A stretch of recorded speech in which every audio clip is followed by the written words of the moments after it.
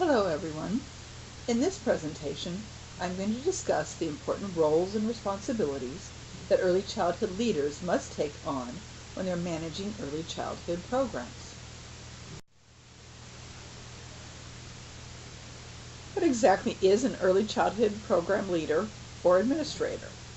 ECE has provided a working definition connected with its Early Learning Program Accreditation program. Leaders must have the foresight to plan for the infrastructure and the elements that impact the daily functioning of a program, and then must implement these plans and evaluate their effectiveness. In order to accomplish this, it is critical that leaders must have a vision and direction for a program, where they have developed it from its inception or when they step in and assume a leadership role in an existing program. Managing a program requires that leaders organize and prioritize tasks and establish policies, procedures, and systems that will allow all decision-making to lead toward fulfilling the program's mission and vision. Pedagogy means using intentional strategies to create a learning community of children and adults. Organizational development and systems include specific managerial tasks, such as planning and budgeting fiscal resources, managing organizational change, and evaluating organizational health. Human resources is a critical functional area that involves recruiting, hiring, and supporting all personnel, overseeing supervision, retention, evaluation, and training so that all individuals understand and share the same vision and goals for the program. Collaboration is the next key functional area that focuses on developing partnerships between program staff, families, board members, community leaders, and organizations to gain support for the program's services.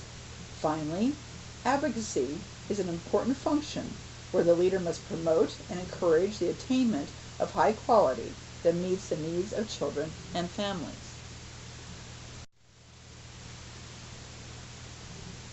Carter and Curtis, in the 2010 second edition of their book, The Visionary Director, A Handbook for Dreaming, Organizing, and Improvising in Your Center, suggest considering a triangle framework with three distinct and related areas and an equilateral triangle with even sides as a way of describing the leader's roles in early childhood organizations. This notion of balance means that leaders must not have an undue and unbalanced focus on any one of the areas. Often, early childhood leaders get caught up with the daily operations of managing and overseeing, sometimes because policies and procedures are not well defined. This would result in a lack of support for the staff, since coaching and mentoring would take a back seat. Building and supporting community, likewise, would be limited and can make a program isolated and disconnected from families and the greater community. Now we'll look at each one of the triangle components separately. Roles of managing and overseeing. The aspects of management and oversight focus on establishing policies and procedures can be relied on so the program can run smoothly. Communication of policies and procedures and documentation of compliance with regulations help all individuals, staff, and families know expectations and have a common understanding so conflicts are minimized. Job descriptions must be detailed to allow teachers to clearly understand and be able to carry out their responsibilities with the knowledge that their evaluations will tie directly to those expectations. Program leaders can facilitate meetings to have ongoing open communication about issues and concerns, and can plan training that meets the needs of the staff and support their professional and personal growth.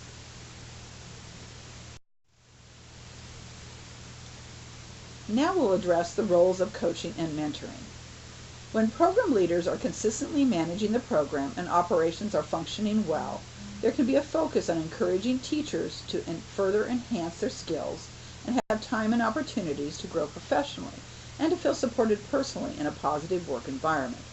The article by Bloom and Abel, 2015, expands on the importance of a supportive organizational climate in helping build collaboration and connections.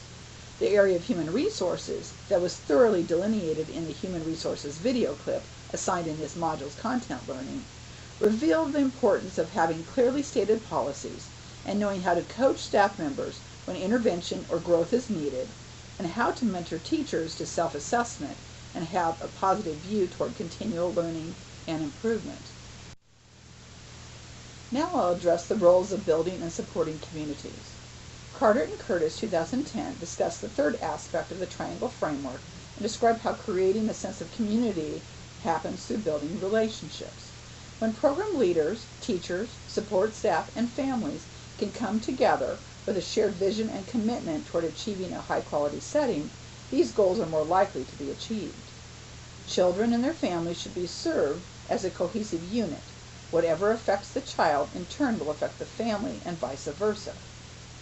When there is a clear understanding of the individual family and staff context and cultural beliefs, decision-making can take these values and needs into account, especially if collaborative decision-making is the foundation for quality improvements. Programs such as NEYC's Early Learning Accreditation Program requires parental feedback and input, showing values of creating a sense of community and collaborative child-family program efforts. Programs can be a meeting place for families who may not know others in a community, and supporting these relationships can create a sense of connections among all stakeholders involved with the program. In addition, creative connections with the greater community, starting with neighborhoods served by the program, and building relationships with businesses and organizations that show value and support for families and the Early Learning Program, can have positive outcomes for everyone.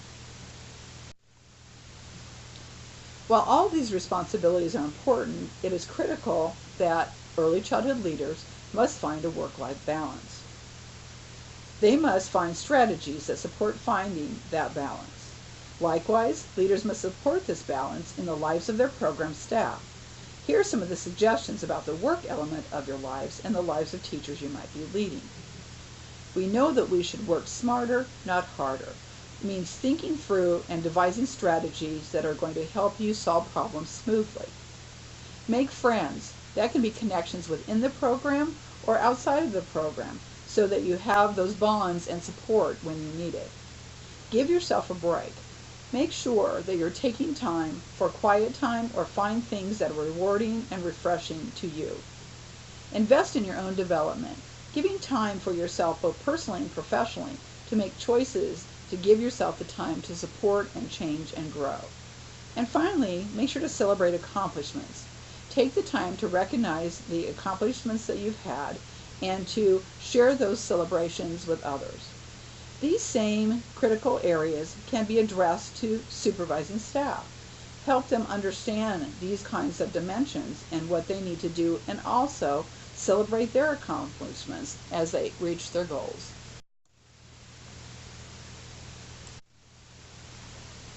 Now focusing on the life elements. Here are some suggestions about how these life elements should be addressed in your lives and the lives of teachers you might be leading. Make sure to draw that boundary, that line between work and home. Yes, some things will have to be happening at home to support the work that needs to be completed, but make sure that you delineate specific times for home focus and work focus, and try to not let that line become too fuzzy. Make sure that you also cultivate a life outside of the classroom. That means building relationships within family, other friendships, not always the teachers and the staff that you relate to on a daily basis. Find other interests and explore those and expand and cultivate your life. Make sure to give yourself time to do nothing. Teachers and leaders have a way of taking on too many things and too many yeses because they care for families, children, and for the other colleagues around them. So schedule your own time to do nothing and have quiet and explore strategies like mindfulness, meditation, running, different aspects that you find relaxing. Make sure to get sleep. Make sure to dedicate time for rest, relaxation, and to get adequate sleep. And also think about practicing reflective writing. Many individuals will talk about addressing gratitude journals. It can be personal reflections. It can be writing ideas and strategies so you get them off of your mind and onto paper. Finding whatever works for you is a strategy that's extremely important. You might also want to check out the infographic that is on the source linked on this slide, and it highlights many of these aspects of work-life balance. In conclusion, We have learned that early childhood leaders must assume many roles when they manage and supervise programs. That's simply essential. This is what their responsibilities include. But the focus should not be on just policies, procedures, and complying with regulations. It should be instead focusing on managing people and building relationships and supporting them in their growth. The leader has to balance the responsibilities in 3 areas that were pointed out by Carter and Curtis: managing and overseeing, coaching and mentoring, building and supporting community. By having a balance between these 3 components, the program will be more effective, will be more efficient, have a positive work environment, and support the personal and professional growth of all of the stakeholders involved in that program. Leaders have to address finding a balance in their work life and school if they're having those elements on, and that way they'll have a supportive work environment for the teachers, and they will role model those aspects themselves. It's important to achieve that work-life balance as best as you can in order that everyone can do their best work. Finally, I've highlighted the references that I mentioned. Here's the Carter and Curtis book, The Visionary Director. It's an excellent focus on leading organizations. I've also highlighted this in the For Those Who Want to Know More section. I put the reference for the program administrator definition and competencies, and there's more information on accreditation with details should you be interested in gathering more information about the roles and ways they evaluate program administration and leadership. And finally, the link for better work-life balance tips, and that includes the access to the infographic that I mentioned on the slide previously.